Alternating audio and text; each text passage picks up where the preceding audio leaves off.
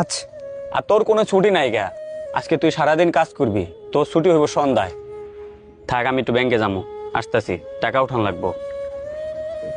ভাইয়া, এই তাইসা পড়ছি। আচ্ছা ঠিক আছে। আল্লাহ, তুমি এই লোকটার একটু হেদায়েত দাও, এই লোকটা এখনো ভুল পথে আস।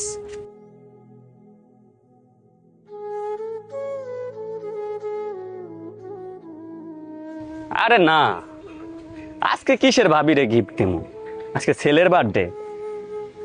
হুম হুম, ঠিক আছে। আচ্ছা ঠিক আছে, তাহলে পরে কথা বলি। হ্যাঁ, দোকানে আসি, বাসায় চলে যাবো। ভাই, আমার আজকে ছুটি লাগবেই ভাই, আমার এখন এই ছুটি লাগবো। তুমি এখন ছুটি দিয়ে কি করবা? বললাম না কাজ আছে, এখন এই গাড়িটা কমপ্লিট হয় নাই। তোমার ছুটি হচ্ছে সন্ধ্যায়, এখন ছুটি দিয়ে তুমি কি করবা? ভাই, ওই যে মাইকের শব্দ পাইতেছেন না, আপনারা আবার এটি বুঝবেন না ভাই, কারণ আপনি ছোটবেলা থেকে রয়েছেন ঢাকায় বড় বড় দালানে। আমরা যারা গ্রামগঞ্জে বড় হয়েছি, তারা ভাই এই ওয়াজের ধ্বনিটা যখন আমাদের কানে আসে, আমরা কোনো কাজই করতে পারি না। তখন আমাদের শরীরের প্রত্যেকটা পশম দাঁড়াইয়া যায়, দৌড়াই আমরা ওয়াজের মাঠে ছুইটা যাই। আমাদের সেই ছোট্টবেলা স্মৃতিগুলা মনে পড়ে যায়। সবাই একসাথে ওয়াজে যাইতাম, ওয়াজ শুনতাম, আবার হুজুরের সাথে মোলাকাতও করতাম। এই লিগা ভাই, এখন আজকে আমার ছুটি লাগবই, আমি আর এই জায়গায় থাকতে পারতাছি না, আমার ওয়াজে যাইতে হইব। শোনো, আমার দোকানে কাজ করতে হইলে আমার নিয়মে করতে হইব। তোমার কি মন চাইলো, কি থাকতে পারলা না পারলা, এগুলা দেখে আমার এই জায়গায় চলবো না। আমার দোকানের কর্মচারী মানে তুমি আমার গোলাম, বুঝতে পারছো? তুমি কাজ সন্ধ্যা অবধি করবা, তার মানে সন্ধ্যা অবধি করবা। ভাই ভাই, কিছু শুনছেন আপনি? ভাবি কি আপনার ফোন দিছিল? না, তোর ভাবির সাথে তো আমার কথা হয় নাই। কেন, কি হয়েছে বাসায়?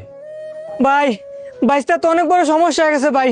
বাইসটা তো কথা বলতে পারতেছে না, হঠাৎ করে চোখ মুখ ঘুরে কেমন জানি করতেছে ভাই। ভাবি তো বাইসটার হসপিটালে নিয়ে গেছে, আপনি একটু তাড়াতাড়ি আসেন ভাই। কি বলিস? চল চল, হসপিটালে চল।